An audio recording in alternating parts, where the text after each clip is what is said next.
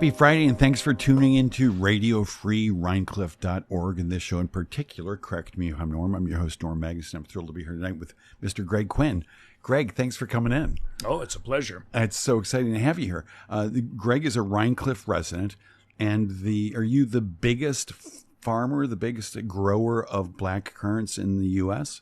Actually, the farm is in Clinton. It's the... it's a good question. I don't know if I am. In New York? In New York, yeah, probably. I was this is the first currant farm.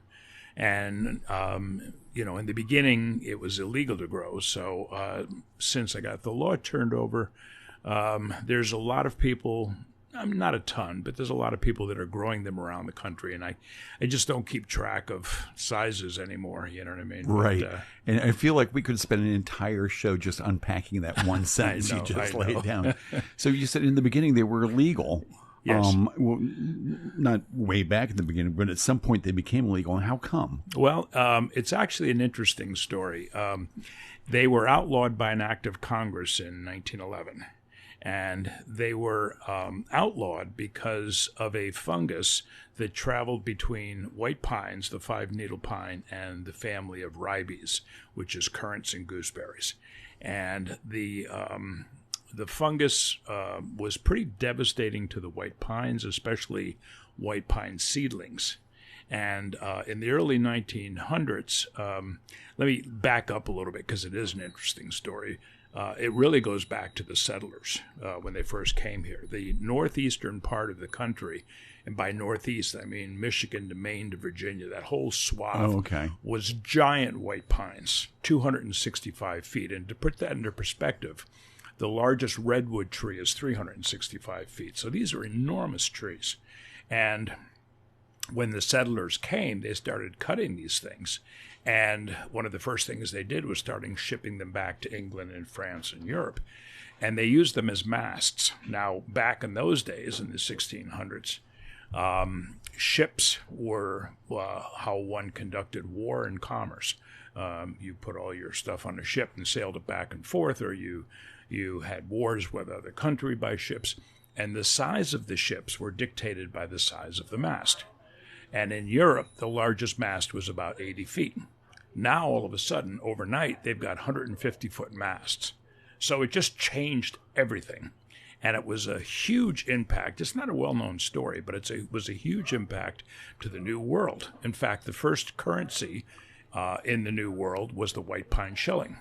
Huh. The flag that was carried over Bunker Hill had a depiction of a white pine over in the corner. I mean, it was everything. And of course, white pines were easy to strip off all the branches and made stockade fences in a hurry for protection, log cabins, furniture, fuel. And nobody thought back then about reforestation. You just cut.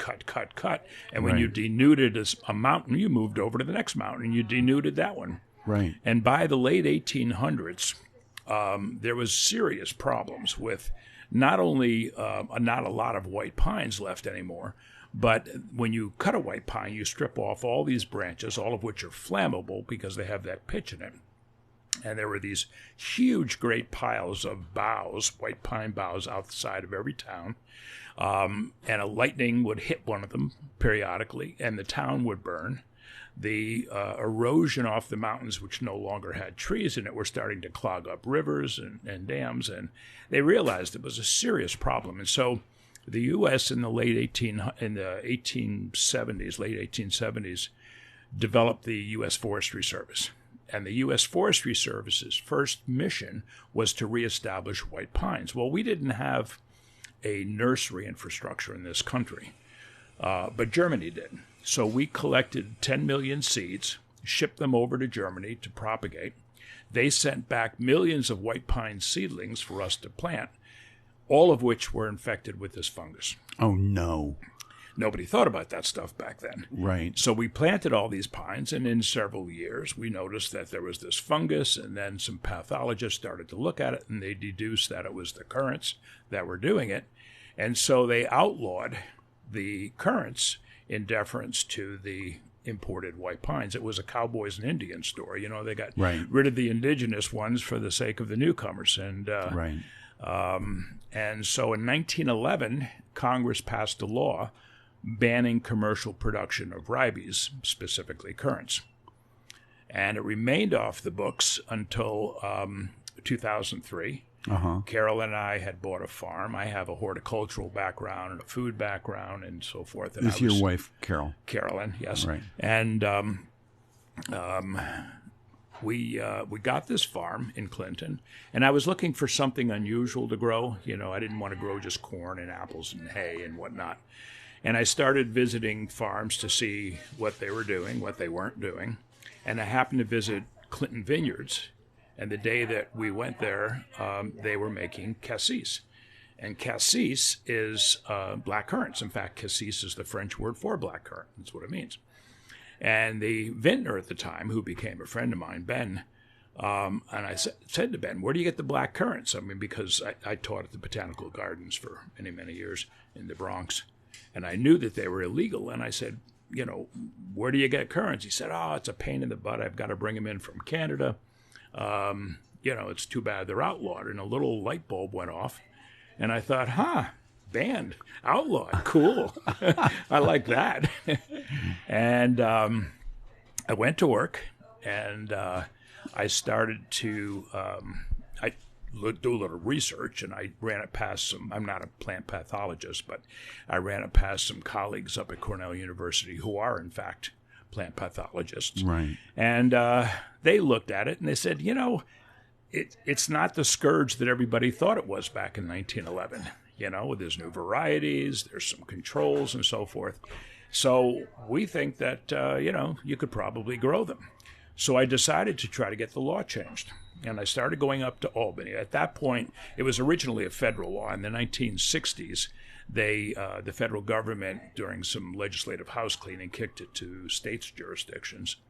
And so I went up to Albany. I mean, how do you change a law? I had no clue. I was good luck. Yeah. And I started talking with, you know, legislators, with assembly people and state senators. And I finally got in to see one senator, and he got out his legal pad, and he said, so how many farmers are growing currants? I said, well, nobody, because it's illegal, you know. He said, well, how big is the market for black currants? I said, well, it doesn't exist. It's illegal. He said, well, you know, taxpayers' money and too much. Of course, he's thinking voters, you know. Right. And but I would start going up to Albany once a week. And after a while, I started bringing boxes of Danish pastry. I would like slip them in with the law clerks and the secretaries if there's a cancellation, you know. And I remember, it's probably in my mind more than reality, but I can remember walking up and down the halls of the legislative office building and hearing locks click and doors closing. Here comes the crazy currant guy. Yeah. And after many months of doing this, I got a call from a journalist at the Wall Street Journal whose beat was Albany. And he said, you know, everybody's talking about this, you know, currant nutcase out there. It comes up every week. He said, it's kind of fun. If you remember, the old Wall Street Journal used to, the center column on the front page was more like a human interest rather than just money. He said, I'd like to do an article. I said, sure, you know, any press is good press. And so he did an article. It took him several weeks. It ended up on the front page of the Wall Street Journal. And I saw the article, and I thought, great, I expected it to be buried somewhere, you know. And I read the article, and it was horrible. Oh, no. It said, nobody is going to like black currants. They're too tart. There's no real science behind the fact that they were outlawed, and now they're okay. And, you know, it panned the whole thing. But there's an expression in the media business, which is you can say whatever you want about me, just spell my name right. Yeah. And I got a call the next morning from a senator who was on the agricultural committee in Western New York. And he said, you know, I read the article in the Journal. Let's talk. Wow. And that was the beginning. And what was that guy's interest? Why did he take interest in? Well, he was on the agricultural committee, and this looked like the possibility of a new crop for New York. Okay. So, you know, that was his mission, you know. Right. And so we started to work on it. I got a couple of local senators. Steve Salan locally jumped on board, and a few other folks. And it took us about 6 months. The way one changes the law is you write a new bill, And then if that bill is passed, it supersedes the old bill, and that's how you get a law changed. So we wrote the new bill over a 6-month period. And at this point, I could lobby because there was something in the works. Now people would talk to me. And, and it went up before a vote in the Senate and passed unanimously. The first time an agricultural bill passed unanimously in like 70 years. Went for a vote before the Assembly the following week and also passed unanimously. And 4 months later, then Governor Pataki signed it into law. And we got the law changed. So why would this one pass unanimously where others didn't? Just, part of it was my passion. I lobby these people. I was, maybe the Danish pastries help. I don't know. But yeah, I was wondering if maybe it was because nobody had any skin in the game. There weren't existing farmers doing something. Well, like there that. weren't. And this was, and plus currants are huge in Europe. It's a big, big business. Yeah, didn't the Wall Street Journal reporter look into cassis in Europe? It didn't. He just was talking about the agricultural side of it, which is it's going to kill all the white pines, and and that was it. So it was that basically took it over. It's funny, about a week and a half, it hit the front page of the Metro section of the New York Times. It hit everywhere: Boston Globe, L.A. Times, Washington Post. The AP, now this is back in the early days, 2003, before the internet. There was an internet. CNN posted it on their webpage and got 7 million hits, which back then was just unbelievable. And about a week later, I got a call from a law firm in Washington. And the guy said, we'd like to invite you to talk to us. We're working on a similar bill, nothing to do with currants, but it has a similar profile, and maybe you could, help us out and how you were successful doing this. So I said, sure. So, Monday morning or whatever, I get on the phone, and, I'm imagining one of these microphone things in the middle of the table, and I'm talking to all these lawyers, and one of the lawyers, I could hear him on the phone, way before Zoom, and he said, so how long did it take to change the law? And I said, well, start to finish, about a year. He said, oh, that's really quick. He said, how much did it cost? And I said, well, let's see. There was 15 boxes of Danish pastry. There was, and he said, no, how much in legal fees? I said, well, I didn't have a lawyer, Right. He said, you can't change the law without lawyers. I said, well, no one told me that. I had the bliss of ignorance, Right. So, it was kind of a big deal. And well, hats off to you. What an amazing thing. Not too many people could say they've had that kind of success. It's been one of the most fun things to be able to change a law like that. And so the law changes, and now you've got acreage around here. You said in Clinton. Yep. Where did you get the plants from? From Canada. Okay. It was not illegal in Canada, so I, checked around. I found a grower. I brought in 8,000 plants from Canada, seedlings, and planted them and began. And I started making nectar, this stuff here, the cassis. It's people call it cassis nectar or blackcurrant nectar. Right. And that was my first product. And it started to sell. I mean, I didn't come from this business. I didn't really, I had a horticultural background, but I didn't really know farming. I knew soil. I taught soil science and stuff. But, and I didn't know selling to supermarkets, so I just would, the stories you imagine. I'd put a bunch of cases in the back of my pickup truck and drive to a store and say, here, buy this stuff. It's good for you, And who were some of the first stores to take it on? Well, locally, So Adams was one of the first, and they're still one of the biggest. And, a lot of the local delis. Black currants, it's an easy sell. Black currants are incredibly healthy. It's this little berry that Americans are still learning about. It's got twice the antioxidant of blueberries. It's got 4 times the vitamin C of oranges, more potassium than bananas, manganese, magnesium, calcium, iron. I mean, it's this powerhouse. And it's delicious, It's tart and it's wonderful. So with all of that, people would buy it. They'd try it. And I started selling all over the country, and I did it exactly the wrong way, not the way that professionals do it. I started selling in the Hamptons because I figured there's a lot of people that go out there and visit the Hamptons, and then they go back home somewhere. Right. So they'd go out and try it. That was my theory.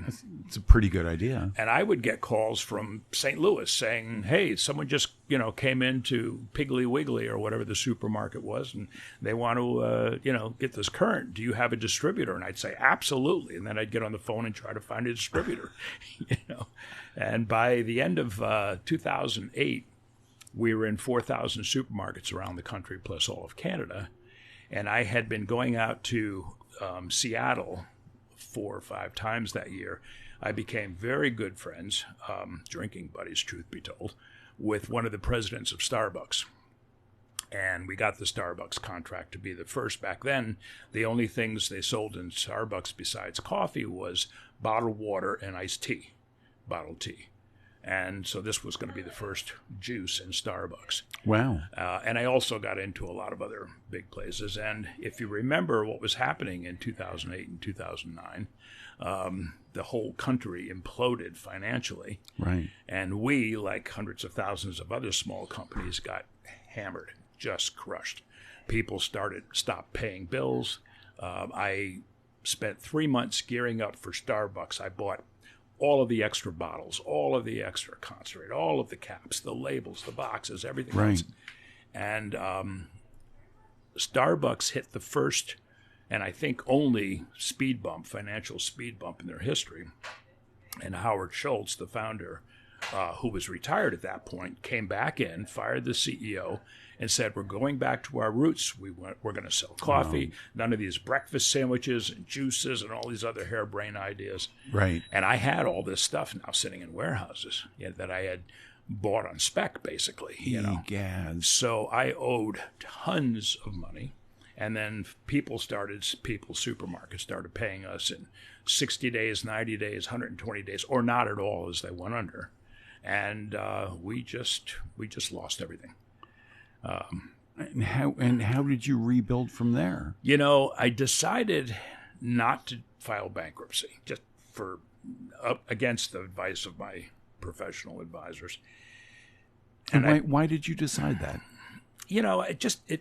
I come from an old Irish background where being on the dole and filing bankruptcy was just an embarrassment. You paid your debts, Right. So we closed up the company. My 3 kids were working for me. I fired all 3 of them, fired everybody. And I spent about 10 months going to the office every day, which is an old barn across the lane from our house, and talking with creditors, and I was a deadbeat. You SOB, you better pay me my, that kind of every day, And at the end of 10 months, I paid off the last creditor, which was a shipping company. It was 10 cents on the dollar. Right. I was negotiating, to pay everybody off. But, and I walked out, toughest year of my life. I walked out into the field, and here's 10,000 currant plants. And the one thing I kept when I closed the company up was I kept the website, the URL, and I kept the email. And I was getting emails from all over the country during that period saying, where is it? We loved it. We can't find it. How can we get it? And I kept all those emails. I had about 7,000 emails at the end of 10 months. And during those 10 months, you had ceased manufacturing the juice? I couldn't afford it. You stopped harvesting? Had no money. We harvested, but, we just kind of put them in a freezer and, had to harvest. And so I thought, what am I going to do? I can't walk away from this thing. The story is too good. I got the law changed, the whole thing. And so at the time, there was this new paradigm called e-commerce. There was a little company selling books. You may have heard of them. Amazon, was just... And so I thought, all right, I don't know anything about e-commerce, but let me see if I can sell e-commerce because there's no risk.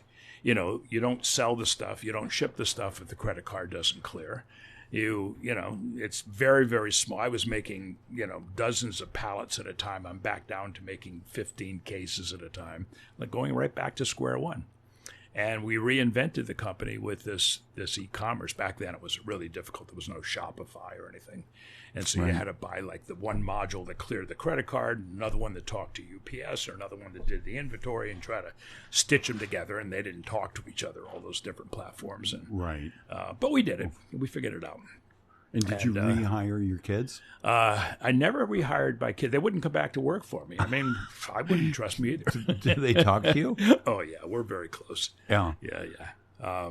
But they had all moved on to other employment at that point. So, well, that's a shame. That must have been nice for a while to have all your kids working in this family business. It's the dream, you know what I mean? And then turn it over to them and, or sell out to Coke or whatever, and Well, sell out to Coke. You must get offers from other companies to... Well, we were talking with both Coke and Dr. Pepper 6 months before we got beat up. Okay. And because I'm so incredibly smart, I said, no, I'm going to wait. I'm going to wait until the company's a lot bigger, Right. And so, anyway. And now you are a lot bigger? Well, we're growing. I've coined the expression Sisyphusian. We're pushing the rock up the hill every year. I see, but you're not quite to the top of where you were before. No, we're not growing like we were before. We didn't really have the money to put into it again, you know what I mean? Right. So it's growing slowly. It's an amazing product, and I'm drinking it right now. It's called Currants, and is just delicious. Thank you. Yeah, black currant nectar from concentrate. Yeah, we're proud of it. It's a great product. Yeah, and you said you bought 8,000 plants from Canada. Now you have 10,000. Well, I have since I went back and forth to Europe. The largest breeder of black currant varieties, cultivars, is Poland. Okay. And so I've been going back and forth to Poland, lots of places in Europe, and I became friends with the big institute there. And I now, long story short, have the exclusive rights for all the Polish patented varieties for North America. So I ripped out all my plants, which were at this point 15 years old, and I've planted the new Polish varieties, which are great. Huh. So, and that's interesting. And you have the exclusive rights for these Polish varieties here in the U.S. For U.S. and Canada, yeah. So how long can a plant bear fruit? 15 years probably. We're still learning. I mean, there was no model when I started this. I couldn't call people up and say, so what are you doing? Right. I visited 15 different countries around the world that grew black currants, but every condition is different, everywhere you go. So, and when you buy a plant, say the initial plants you bought from Canada, do they start bearing fruit like the next year? 3 years before they mature. Right. They'll bear some fruit the next year, but 3 years before they mature. Okay. Yeah. Weather permitting. And is the immature fruit? I'm guessing it's less ideal. No, it's fine. You just don't get a lot of it. Right. Yeah. You just it's a couple of years before you get enough to really do something with. Right. Yeah. And so you also brought some black currant jam. Yeah, they're preserved. Which I dip my finger in. It's delicious. Yeah. And I can't wait to put that on some toast. People love it. It's no sugar added. We sweeten it with fructose from grapes. We don't use any white sugar. Right. And of course, like all of our products, no additives, no preservatives. It's and we make all of our own products. I have a kitchen in Kingston.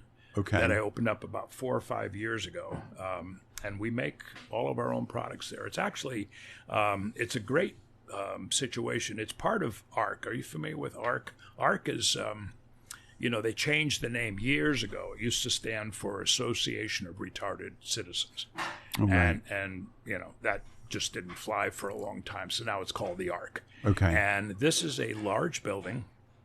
And they rent out these pods, they call them, these kitchens.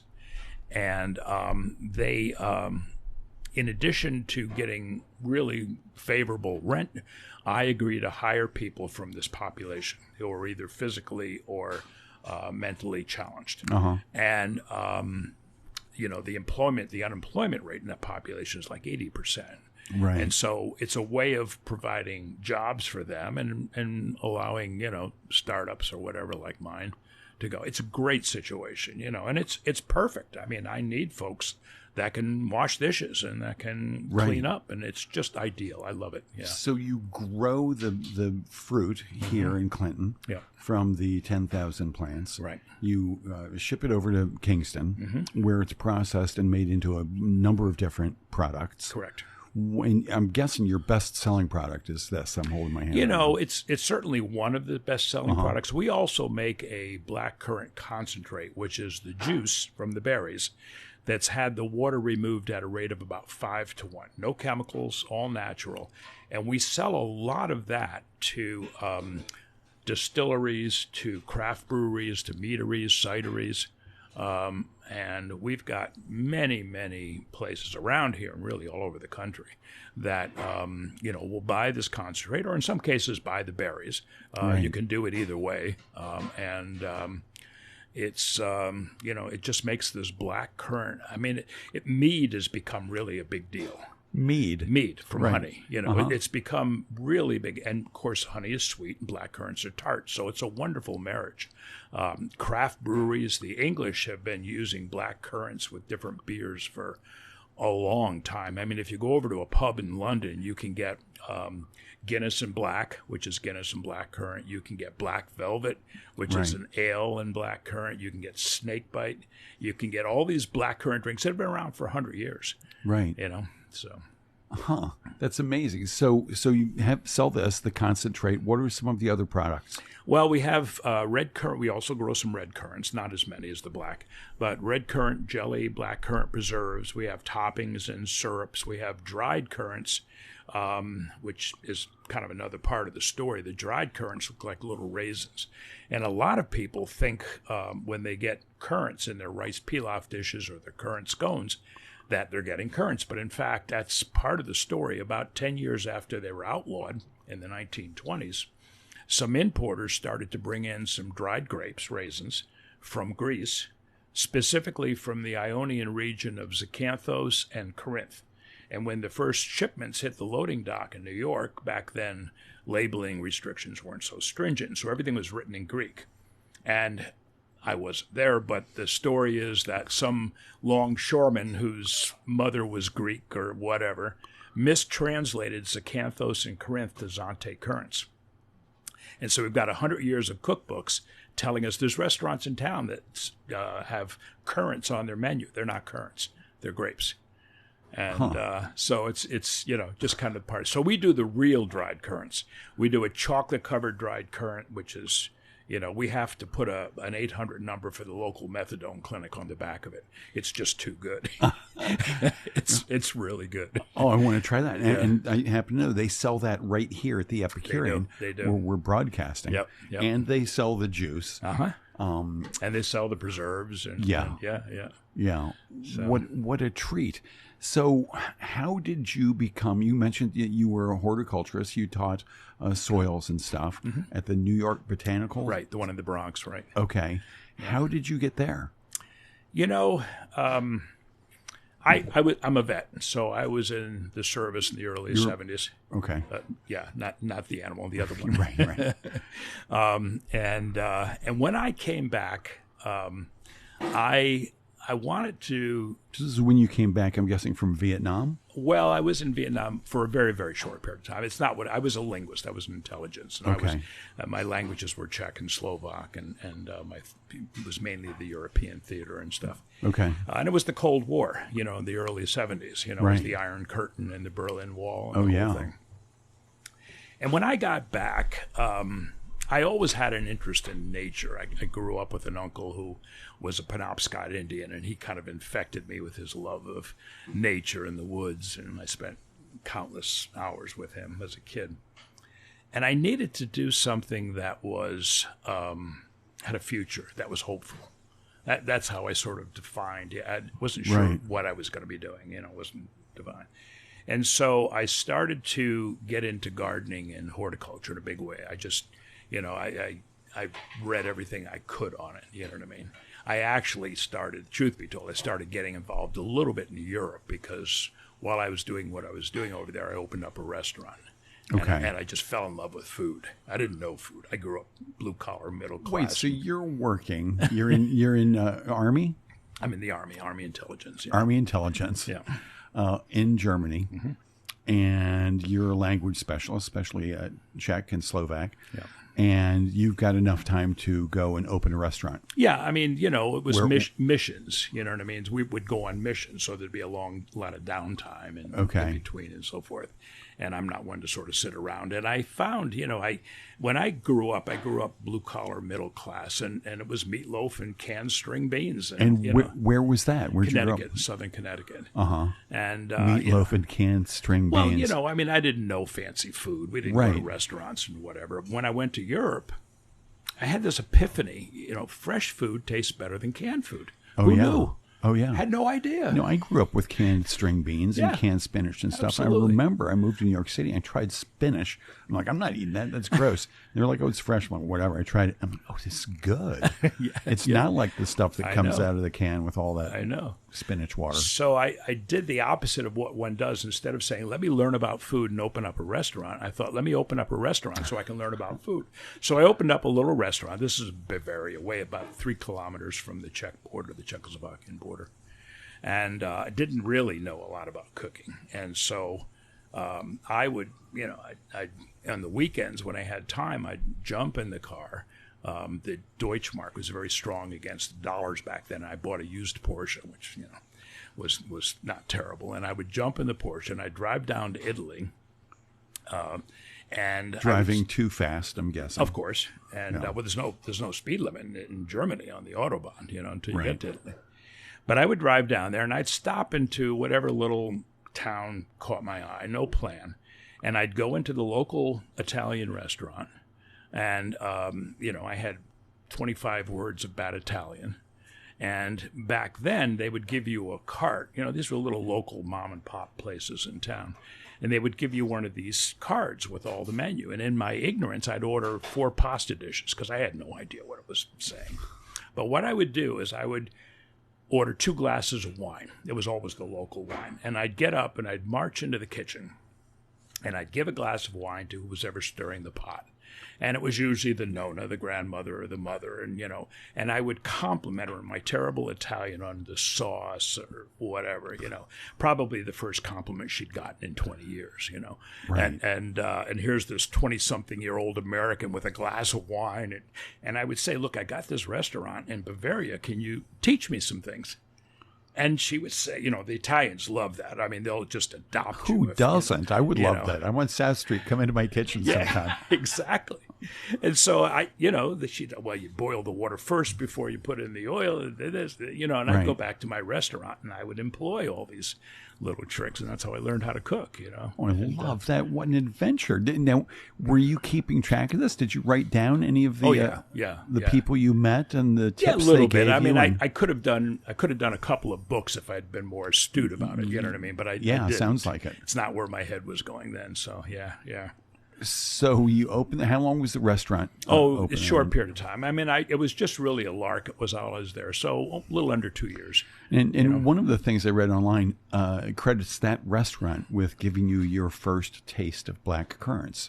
Yeah, I mean, currants are very common there. There was currants growing behind the restaurant where I rented the place. In Germany, it's Johannisbeeren Schwarz, and I would take these currants, and the locals would tell me about their medicinal benefits and their culinary benefits. I'd use them in desserts. And, currants are astringent, like a lemon. And astringency is wonderful with cooking because it brings out the flavor of a lot of foods. You don't put lemon on a fish to make it taste lemony. You put it on because it really brings out a lot of the delicate flavors of the fish. Well, currants do the same thing. The astringency will really have that effect. So I was just having a ball experimenting with them and, playing with them. Never dreaming that I would create a career. I love that. And do you still like to cook? I love to cook. Yeah, I cook all the time. It's a passion of mine. And do you often cook with black currants? I usually cook with black currants. It's rare that I do a whole meal that there's not one course with currants in it. Yeah. And what is your favorite black currant recipe? Oh gosh, I mean, there's so many of them. There's a great black currant. I do a lot of desserts. You know what I mean? So I'll do strudels, black currant strudels, and black currant tarts and crumbles and again, the tartness is so wonderful in a dessert because oftentimes desserts are just sweet, sweet, sweet. And it's nice if you can have that sweet tart balance in it, Right. And so do you sell just any plain, like dried black currants? We sell... Because I don't think I've ever had just a plain black currant. We sell frozen black currants. So when we pick them, there's only a 1 week harvest a year. We freeze them as soon as we pick them. Okay. There's no real fresh market for them. Right. And so, yes, we sell the frozen black currants. And, there's a lot of folks. There's a incredible, inventive woman around here. She owns a company called Currant Cassis.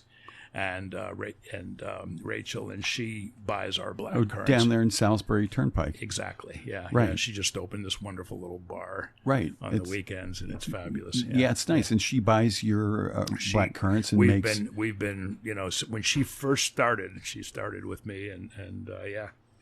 Right. It's been a fun story. Now, I saw you have recipes on your website. Uh-huh. It's currantc.com. All puns intended. And I'm guessing they're all your recipes. But one of them I just caught my eye. It was amazing. It was for the low sugar black currant jam, which I guess you gave me a jar of. And you said you take the plate out of the freezer. You put a plate in the freezer, you take it out, pour a small quantity of jam onto the cold plate, and chill it in the freezer for about 30 seconds. Mm-hmm. If you test the jam and it's firm to the touch and it has the texture you want, then the jam's done. Yeah. Never heard of such which a is thing. Not mine. That's a classic pastry chef way of dealing with. Oh, that's great. I never heard that. Yeah. I love that so much. And then you also said you love to tie a square of thin fabric with some rattan on for the perfect gift. Yeah. And it's a gorgeous website.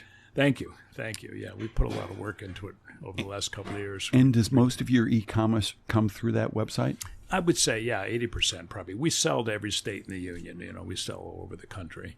And what kinds of things do you do, or maybe you don't, maybe you consider doing to really create some consumer demand for this? Well, it's I'm always learning, and I am a Luddite when it comes to this stuff. I just don't understand. In fact, I just hired Leslie. She's going to be taking photographs for us at the farm to feed into our social media. Photos on the website are gorgeous right now. Thank you. Yeah, and the farm is very photogenic. It's just so great. I grow currants, but I also have a small vineyard, and I've got other berries and an orchard, and I'm a beekeeper. Right. I do a lot of stuff with bees, and I teach people. I do courses on beekeeping and courses on foraging mushrooms, and so the farm is just it's a playground for me. I love it. Right, that's great. Yeah. You said you hired Leslie. That's Leslie Hill, photographer. Mm-hmm. Who's a fabulous local Rhinecliff celebrity and a spectacular photographer. So mushrooms, do you ever get, I'm afraid of foraging mushrooms. You're a member of a large club. and large and probably prudent. Yeah. If you don't know well, there's if you're not sure, you don't need it. It's just that simple. And there are some that you can really be sure of. I've identified 23 edible mushrooms on my farm in the woods. Okay. And some of them are not worth it. Some of them are wet cardboard. They're just not worth it. Some of them are fabulous. And there are ways to tell the difference. And you have to learn those ways. And if you're not sure, and then there's just the fun of going out. They're an alien life form. It's the most incredible thing. 3 years ago, I like to, once in a while, I'll go out in the woods in the summertime at night, 1 o'clock in the morning, and I'll just go out in the woods and just wander around. You see animals, you see stuff that you never, ever see. And I was wandering way back away from the farmhouse one night, and I saw off in the distance a light. And I'm following this thing, and I go up to it, and it was a kind of a lightly swampy area, and there was this whole patch of mushrooms, fungus, that were glowing. Bioluminescence. I want to go so bright that you could read by it. Wow. Unbelievable. I was expecting to see fairies come out and start dancing. It was just incredible. What a beautiful thing to stumble upon. Yeah. And have you found your way back to that since then? I've been back there a couple of times and haven't found them. All mushrooms don't grow every day all the time. They have to have their little seasons or whatever. And a lot of it depends. If we get a dry year, which hasn't been the last couple of years, but there'll be no mushrooms, you know what I mean? Right. But I love them. And once in a while I'll take folks up and I'll do, a little teaching, little touring and whatever. Right. And, but there's, I could say with some certainty, that's a chanterelle and that's a black trumpet, maybe a couple other mushrooms. But then I read there are look-alike mushrooms that are poisonous. Well, hell with it. Why eat something when? But again, if you're not sure, you don't eat it. It's just that simple. You know what I mean? Right. If you're not really 100% sure, You don't need it. So you're well versed in which ones have sort of lookalikes. We have this running joke with Carolyn. I'll make a lot of mushroom dishes in the summertime. I'll go out in the woods and find them, and I'll cook dishes with them. And inevitably, she'll say, "Are you sure?" And I'll say, "I think so." Oh, nice. I'm pretty sure. Pain in the butt. So that's what the marriage is like. Yeah, that's the marriage. Yeah, teasing, exactly. And that pretty much sums it up. And do you ever find the hallucinogenic mushrooms out there? I've seen a couple of psilocybin up there, not a lot. Yeah. Very popular these days. Yeah, it's really enjoying amazing renaissance. And they've gotten incredible efficacy for the treatment of PTSD and for addiction and a whole lot. That's what Timothy Leary had in mind when he first started doing LSD, was medicinal. He was a doctor. Right. And then all of a sudden it became a party drug and, it was outlawed, and that was the end of that. But a lot of psychiatrists are now getting back into this field and starting to really study these, not just now, the last several years. Right. So have you ever thought about cultivating mushrooms? I'm thinking it's hard to kind. cultivate a lot of mushrooms. Some you can actually intentionally grow. You can grow mushrooms by inoculating logs, for example, and stuff like that. But a lot of them, there's terrestrials, there's epiphytes, and a lot of them, especially the terrestrials, will only grow. The mushroom is the fruiting body. So think of it as the apple. That's not the fungus. The fungus is underground or in the wood. And so, the mushroom is just kind of the apple on the tree. It's not really the tree. Right. And it's hard to grow a lot of these things. They really need the right, since COVID, I've taken a deep dive into fungus, and it's just so fascinating. There are mushrooms that only grow on other mushrooms. Right. There are mushrooms that only grow on poisonous mushrooms, and the mushrooms that grow on the poisonous mushrooms are edible. Right. It's just so much fun. It really is. So you've identified, you said 23 mushrooms on your property. Yeah, and edible ones. Yeah. Edible ones, yeah. Okay. And then there's probably at least another 23 that are not edible. Oh, my God. There's probably 2,000 that are not edible. That's amazing. And there's jellies, and there's slimes, and slimes are usually molds, but similar. They're but there's so many. Like I said, they're alien life forms. There are mushrooms out there that are hot pink or electric yellow, or it's just incredible. It's even if you never eat a mushroom, right. It is just so much fun to go out there and look at these things and then learn what it is that they're growing on or growing from or growing with. And do you take pictures of these things? I take a lot of pictures, and I collect them. And years ago, when I first moved to the farm, before I really got into mushrooms in a big way, it was the first spring on the farm, and I went out to the corner of the vegetable garden, and in the corner of the garden was this huge white morel.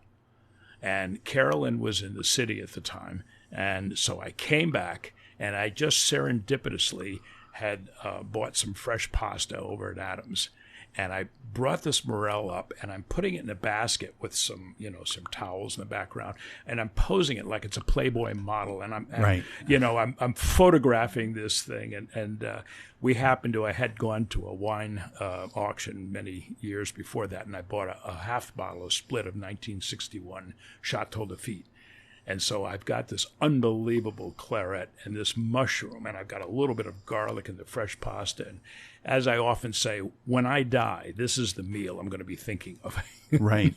It's just, but it's just so much fun. It really is. That's cool. It's just, I get, in case you couldn't tell, I get really passionate about a lot of this stuff. Yeah, I was just thinking, you said earlier you don't really sit still. Yeah, and I can see why you are very passionate about all of these things. Yeah. So let me back up. Once upon a time, you were in the NSA. Is that when you were stationed in Germany? Was Correct. that the same time? Yeah. So it was the Army, because the NSA is a non-military this was intelligence. It was in the early 70s, and the NSA basically controlled the group that I was in, which was called ASA. Okay. And back then, in the early 70s, there was a joke that NSA stood for no such agency. It was 6 times larger than the CIA, and nobody knew anything about it. Right. So that's what I did. I was, like I said, a linguist, and And so you had some kind of security clearance, yeah, high-ish. And when you got out of the Army, when the Army stopped loaning you to the NSA, right. Where did you go? What did you think you were going to do at that point? Did you think maybe you'd cook still? I didn't really know. I came back. I did a little bodyguard work because I had some skills. Some whatever. skills. So I like how vague you are. Skills. I worked with there was a limousine company in New York that used to do some celebrities, and it would be like not personal bodyguards, but when they were in town kind of thing, So I would do some. And did you ever get in fights? No, called upon to use your skills. It's bodyguards are not about. They don't even call them bodyguards anymore. But it's not about beating people up. It's about deterring conflict. Right. You have to have a presence. You have to have the ability to diffuse the situation. Right. You don't want to get in a situation where it's like the movies where you're all punching each other. It doesn't work that way. Right. So.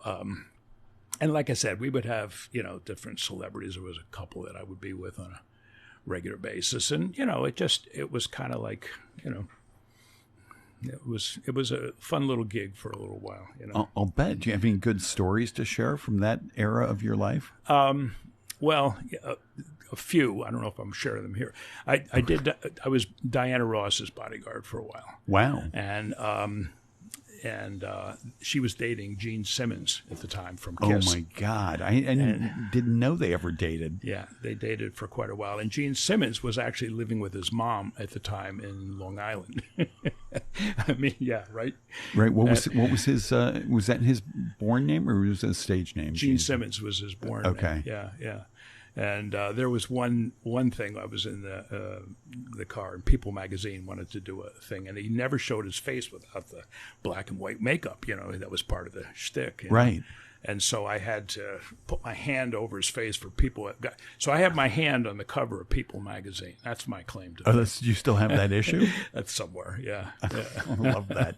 And so where'd you go after that? I mean, bodyguard is a young man's gig. So I didn't do that for very long. And then I got into the food business because I just love food. And so I joined a company that did import, export of gourmet foods and cheeses and meats and so forth. And I did that for a while, and it was an international company, so I got a chance to use some of the languages. I got to ask. So, import export, that's the cliche. Every but this really was. Every spy ever is like, oh, I'm in the import export business. Did you do any NSA stuff after, sort of it officially ended? No. No. Could you? And if you had, could you admit to it? No. Okay, good. So that's a dead end line of questioning. Yeah. I did an interview for many years ago for Reader's Digest, and they were pushing really hard on all this stuff, because that's the fun part of the story. But so Reader's Digest did a profile on you. Yeah.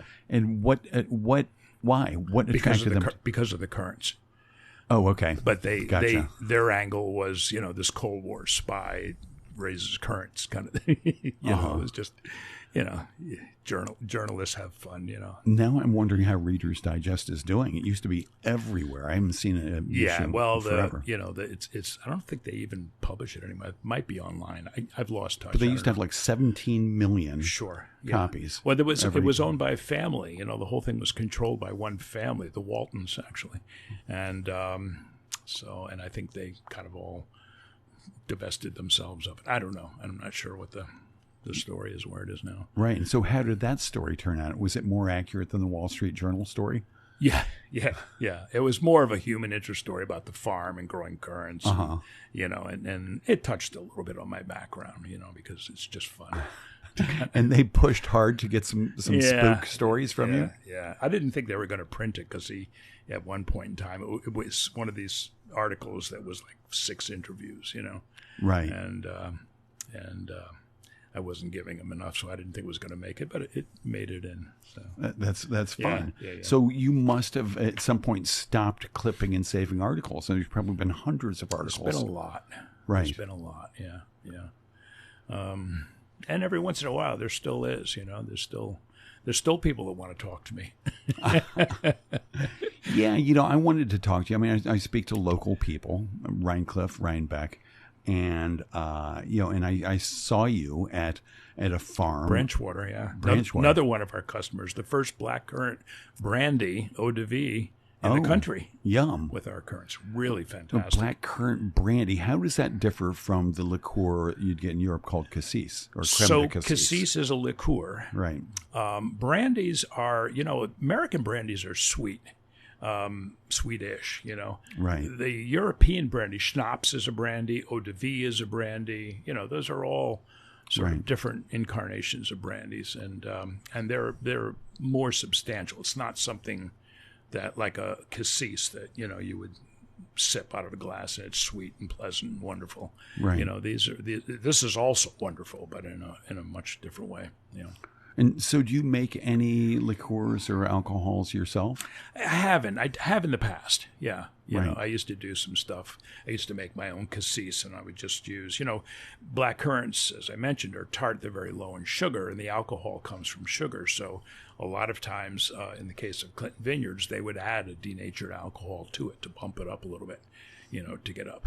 But then you get people like Rachel with Currant Cassis who really knows what she's doing, and that's the real deal. It's just. And what makes that the real deal? She doesn't add alcohol at the end. I can't tell you what her method is, and I'm not sure she would.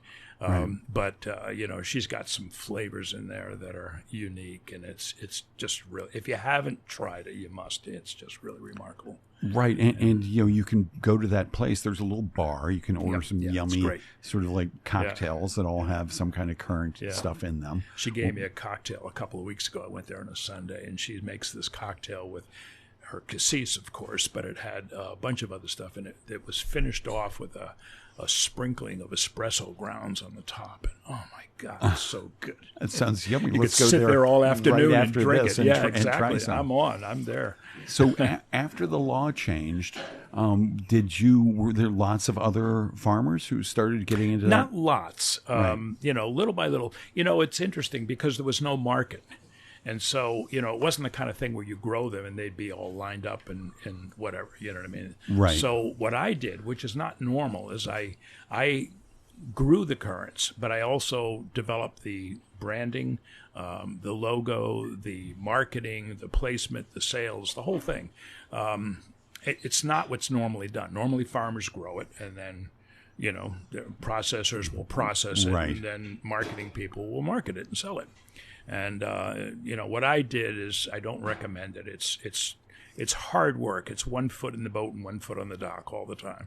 Right. And it's but I wanted to control how currants were sold, so that was my option. I wanted to be sold as a high-end product. I didn't want it to be something that was cheap and watered down and whatever. I wanted, since I own 1-800-Currants and www Currants. I was the first one. And so I wanted to be able to write the book on what currants are and what currant products are.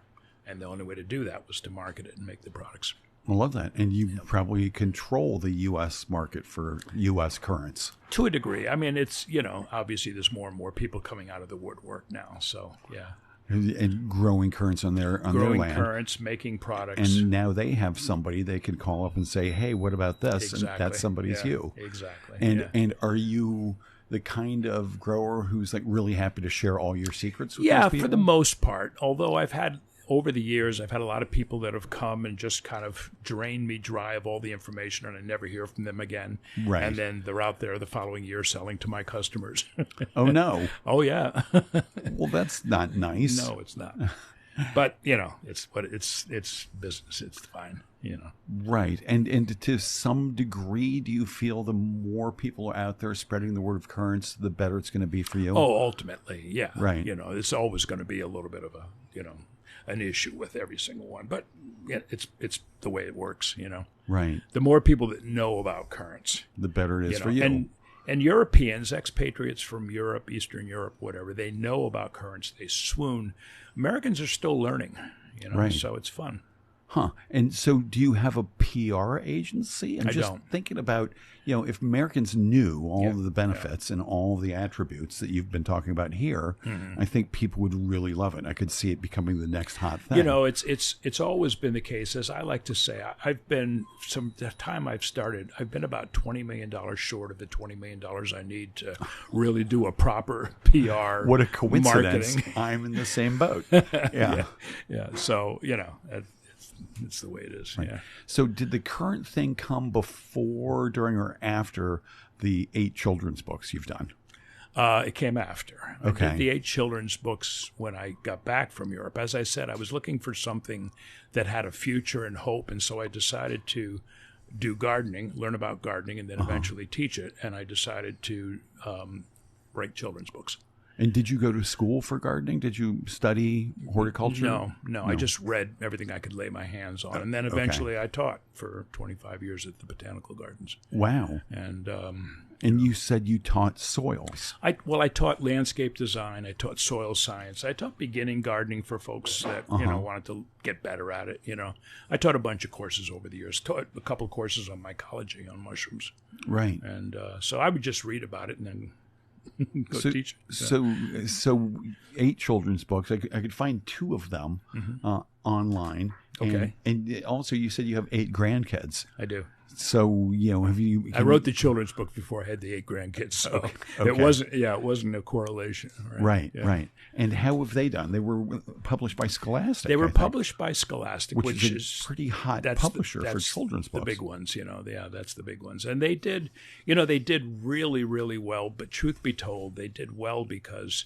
And I've been out of it for a while now. I just haven't had time. I want to get back to the writing part. But they, every kid used to go home with a Scholastic pamphlet in their backpack once a month. I did. And that's why they did so well. My books sold, all told, over 500,000 books we probably sold. So what a treat.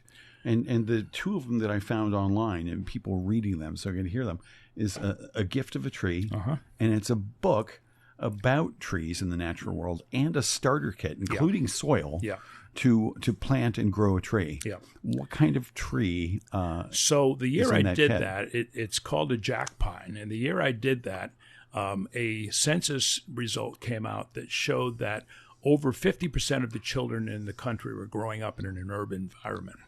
And I thought, growing up with my uncle, the Penobscot, and looking at bugs and, trout and whatever, I thought, let me figure out a way to write something that I can put a tree in the hands of everybody, even if they're on the 15th floor of a, tenement somewhere. And so I found a species of tree that grows everywhere in the country. And we had a little fold-up aluminum pot with a little bit of soil. And all I had to do was add water and plant the seeds. And every kid that bought one of these things, sold over 100,000 copies, everyone could plant trees. And then eventually take it out and plant it in the woods at grandma's house or in the backyard or whatever. Right. Yeah. And who knows what kind of a difference that makes in kids' lives. Who knows? Yeah. Nothing like putting a seed in the ground in your kitchen and watching it grow. Yeah. And putting a tree in the ground and letting that grow. As they say, letting future generations enjoy the shade. It was about future and hope, Right. That was it. Yeah. That's amazing. Now, on your Facebook page, you have a line from the Lakota.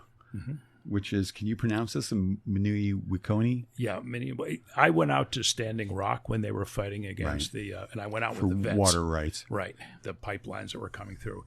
And Minui Wikoni means, it's basically, it's about water. Water is life is what it means literally. Right. And so I've just, because I have some contacts with indigenous people and, it's just another area that I've...